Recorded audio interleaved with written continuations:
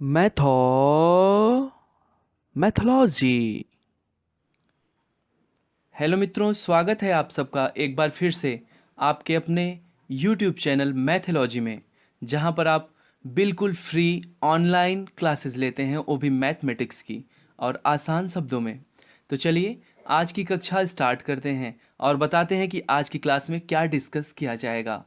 तो चलिए भाई, अगर आप इस चैनल पर नए हैं तो मेरे वीडियो को देखिए, शेयर कीजिए और उन लोगों तक जरूर पहुंचाइए जो ज़रूरतमंद हैं। चैनल को सब्सक्राइब करना मत भूलिएगा। चलिए मित्रों, आज इस कक्षा में हम मिक्स्ड फ्रैक्शन के बारे में पढ़ेंगे। तो भाई, मिक्स्ड फ्रैक्शन क्या होता है? तो कोई भी फ्रैक्शन, तो सबसे पहले फ्रैक्शन क्या होता है? तो भाई देखिए, फ्रैक्शन और रेशनल नंबर में एक अंतर होता है। कोई भी फ्रैक्शन उस नंबर को बोलेंगे जो नंबर ए बाई बी के फॉर्म का हो, ए और बी दोनों नेचुरल नंबर हो। मित्रों, ऐसा नंबर जो ए बाई बी के फॉर्म का हो, ए और बी नेचुरल नंबर हो, उसको हम फ्रैक्शन बोलेंगे। और रेशनल नंबर क्या होता है? रेशनल नंबर मैंने वीडियो बना रखा है, आप वहां से जानकारी प्राप्त कर सकते हैं। पी बाई क्यू के फॉर्म का हो, Q is not equal to zero, and P Q belongs to integers. मित्रों, ये बात हमने पहले ही डिस्कस किया है, तो मैं उम्मीद करता हूं आपको समझने में कोई भी परेशानी नहीं होगी। फ्रैक्शन और रेशनल में यही अंतर होता है कि जो फ्रैक्शन होते हैं वो नेचुरल नंबर के आते हैं, न्यूमरेटर डिनोमिनेटर नेचुरल होना चाहिए, लेकिन रेशनल में क्यू जीरो नहीं होना चाहिए और पी और क्यू दोनों इंटीजर्स होने चाहिए। मित्रों, बात क्लियर है? तो भाई देखिए, जितने भी फ्रैक्शन होते हैं वो सभी रेशनल होते हैं। जितने भी फ्रैक्शन होते हैं वो सब के सब रेशनल होते हैं।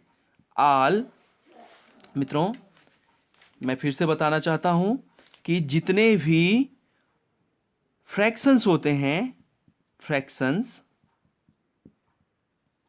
वो सभी रेशनल होते हैं। लेकिन जितने भी रेशनल होते हैं वो जरूरी नहीं कि फ्रैक्शन हो। मित्रों, rational need not be a fraction. तो मित्रों, यहां पर ये बात समझ में आई? अगर ए बाई बी का फॉर्म है और ए और बी दोनों नेचुरल हैं, नेचुरल मीन्स प्राकृतिक संख्या, अगर आप संख्या के बारे में नहीं पढ़े तो मित्रों ये जानकारी आप पिछले वीडियो को देखकर आसानी से समझ सकते हैं। अगर ए और बी दोनों नेचुरल नंबर है तो हम बोलेंगे कि ये फ्रैक्शन है। लेकिन अगर यहीं ए बाई बी का फॉर्म हो, बी जीरो ना हो और ए और बी दोनों इंटीजर्स हों, तो हम बोलेंगे कि ये रेशनल है। तो जितने भी फ्रैक्शन होते हैं वो सब के सब रेशनल्स होते हैं। मित्रों देखिए भाई, all fractions are rationals but all rationals need not be a fraction. तो चलिए आज हम मिक्स्ड फ्रैक्शन के बारे में पढ़ेंगे। मिक्स्ड फ्रैक्शन के बारे में पढ़ने से पहले हम पढ़ेंगे प्रॉपर फ्रैक्शन। तो चलिए, प्रॉपर फ्रैक्शन किसे कहा जाता है? देखिए भाई, कोई भी फ्रैक्शन ए बाई बी के फॉर्म का है तो एक ए को बोलते हैं न्यूमिरेटर, न्यूमिरेटर या फिर अंश, और डी बी को बोला जाता है डिनोमिनेटर, जिसका मतलब होता है हर।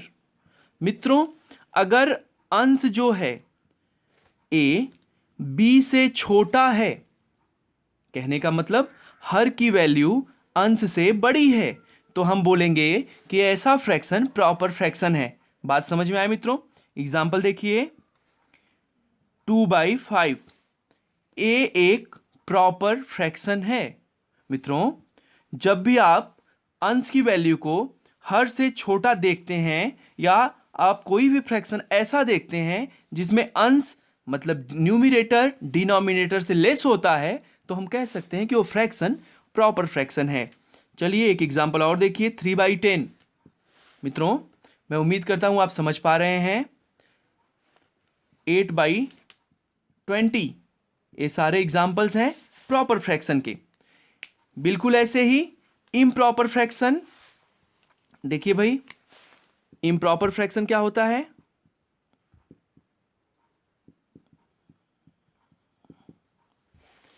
इम्प्रॉपर फ्रैक्शन अगर ए बाई बी के फॉर्म का हो लेकिन ए इज ग्रेटर देन बी, अंश की वैल्यू हर से बड़ी होनी चाहिए। अगर अंश हर से बड़ा है तो ऐसे फ्रैक्शन को इम्प्रॉपर फ्रैक्शन कहा जाएगा। बात क्लियर है मित्रों? इसके एग्जांपल्स को देखते हैं जहां से हमको समझने में आसानी होगी। 12/6, 7/4, 8/3, जितने भी अंश हैं सब के सब हर से बड़े हैं। तो मित्रों अगर अंश की वैल्यू अंश जो है हर से बड़ा है तो ऐसे फ्रैक्शन को इम्प्रॉपर फ्रैक्शन कहा जाएगा। तो चलिए भाई, इम्प्रॉपर फ्रैक्शन और प्रॉपर फ्रैक्शन के बाद आता है मिक्स्ड फ्रैक्शन। तो पहले चलिए इम्प्रॉपर फ्रैक्शन और मिक्स्ड फ्रैक्शन में क्या रिलेशन होता है और इम्प्रॉपर को मिक्स्ड में और मिक्स्ड को इम्प्रॉपर में कैसे चेंज किया जाता है ये हम सीखेंगे। तो चलिए देखिए, कोई भी इम्प्रॉपर फ्रैक्शन है मित्रों, देखिए जैसे मान लीजिए आप एक इम्प्रॉपर फ्रैक्शन लेते हैं 12/7। तो 12/7 का मतलब हुआ आप 12 में डिवाइड करते हैं 7 से। तो 7 का टेबल पढ़ेंगे, 7 1 जा 7, नीचे बचेगा 5। मित्रों ये बात आपको समझ में आई? ये बहुत ही आसान तरीका है, ठीक है। आप पहली बार इसको डिवाइड कीजिए, डिवाइड करने के बाद जो आपको क्वेसेंट मिला यहाँ पर, क्वेसेंट, इसको यहाँ पर लिखिए क्वेसेंट, ठीक है। जिससे आप डिवाइड, फिर यहाँ पर जो रिमाइंडर मिला, रिमाइंडर देखिए भाई, ये है क्वेसेंट, ये है रिमाइंडर, ठीक है, ये है डिवाइडेंड, ये है डिवीज़र। तो जो क्वेसेंट मिला इसको यहाँ लिखिए, रिमाइंडर को आप यहाँ लिखिए और जिसे डिवाइड कर रहे थे यहाँ लिखिए। मित्रों मैं फिर से बता देता हूँ, आपने 12 लिखा था, 7 से डिवाइड किया था, 7 एकम 7, नीचे बचा था 5। तो यहाँ पर जो आपने प्राप्त किया जिसको बोलते हैं माफ कीजिएगा मित्रों, जिसको भागफल कहा जाता है, भागफल को सामने लिखिए, फिर 5 को शेष फल जो है उसको न्यूमरेटर में लिखिए और जिससे डिवाइड करते हैं उसको डिनोमिनेटर में लिख दीजिए। यही तरीका है किसी भी इम्प्रॉपर को मिक्स्ड में चेंज करने का। मिक्स्ड फ्रैक्शन का मतलब होता है जिसमें कोई एक प्योर नंबर हो, पूरा नंबर हो, ठीक है, कोई एक नेचुरल नंबर हो और फिर कुछ उसमें फ्रैक्शन के पार्ट हो। मित्रों इसी को हम 1 + 5/7 भी लिखते हैं। ये जो 1 विथ 5/7 है इसको बोलते हैं 1 करेक्ट विथ 5/7 या फिर 1 विद द फ्रैक्शन ऑफ 5/7, तो ऐसे भी बोला जाता है। तो ये मिक्स्ड फ्रैक्शन होगा मित्रों, इसको कहा जाएगा मिक्स्ड फ्रैक्शन। मैं उम्मीद करता हूं कि आप समझ पा रहे हैं। चलिए देखिए एक एग्जांपल और लेते हैं और इसको समझने की कोशिश करते हैं। देखिए भाई, अगर आप 18 में डिवाइड कर रहे हैं 5 से तो लिखेंगे 18, 5 से टेबल पढ़ेंगे, 5 3 जा 15, यहाँ पर आ जाएगा 3, ठीक है। तो लिखने का तरीका, सबसे पहले 3 को यहाँ लिखिए, यहाँ जो 3 रिमाइंडर में इसको ऊपर और ऐसे लिख दीजिए, यही आपका मिक्स्ड फ्रैक्शन हो जाएगा। मित्रों आप इसको आसानी से कर सकते हैं। चलिए एक और एग्जाम्पल लेते हैं और ओरली करने की कोशिश करते हैं। चलिए 21/8, तो 8 का टेबल पढ़ेंगे, कितनी बार पढ़ा जाएगा?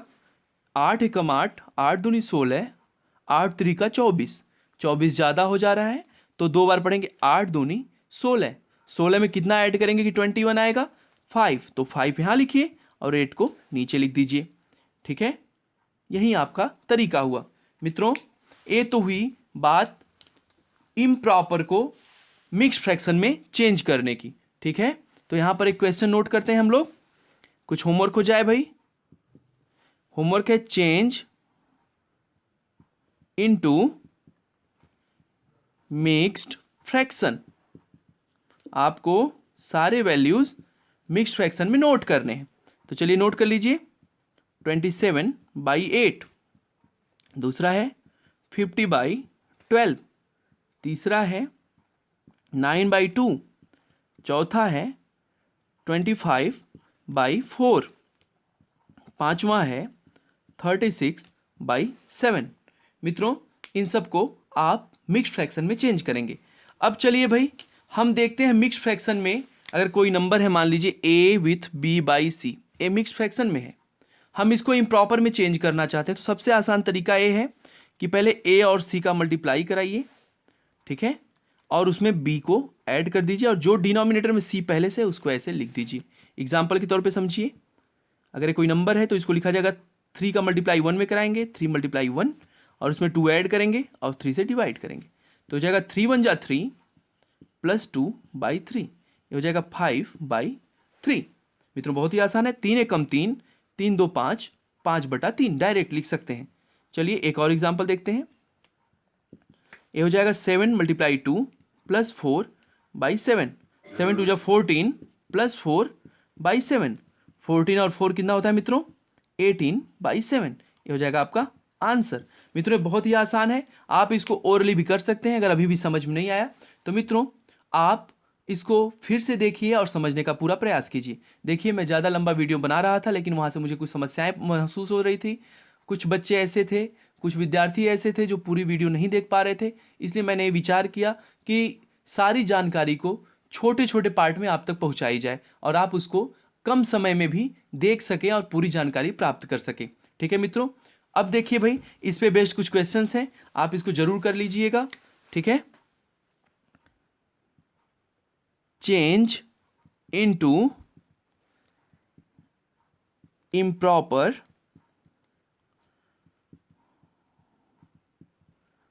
फ्रैक्शन। चलिए भाई तो कुछ क्वेश्चन नोट कर लीजिए। 2/4, 6 1/7, 3, 4 with fraction of 2/3, 4, 7 with fraction of 11/12, 5, 9 with fraction of 12/13। मित्रों ये सारे क्वेश्चंस कर लीजिएगा और कहीं भी कोई प्रॉब्लम महसूस हो रही हो तो आप कमेंट सेक्शन में पूछ सकते हैं या फिर मैंने जो अपना नंबर आपको शेयर किया है आप वहाँ से भी मुझसे बात कर सकते हैं और जानकारी प्राप्त कर सकते हैं। और एक बड़ी सूचना मित्रों, अगर आप किसी भी तरीके की तैयारी करना चाहते हैं तो मुझसे संपर्क बनाए रखिए क्योंकि अभी बेसिक नॉलेज डेवलप की जा रही है आपके मन में। यहाँ के बाद से हम धीरे धीरे कंपटीशन की तैयारियां स्टार्ट करेंगे और रीजनिंग से रिलेटेड कुछ क्वेश्चंस देखेंगे। तो मित्रों आपसे यही निवेदन है कि ये वीडियो उन तक जरूर पहुंचाइए जिस भी व्यक्ति को इस वीडियो की सख्त ज़रूरत है। ठीक है मित्रों, चलिए फिर मिलते हैं नेक्स्ट वीडियो में, तब तक के लिए बहुत बहुत धन्यवाद।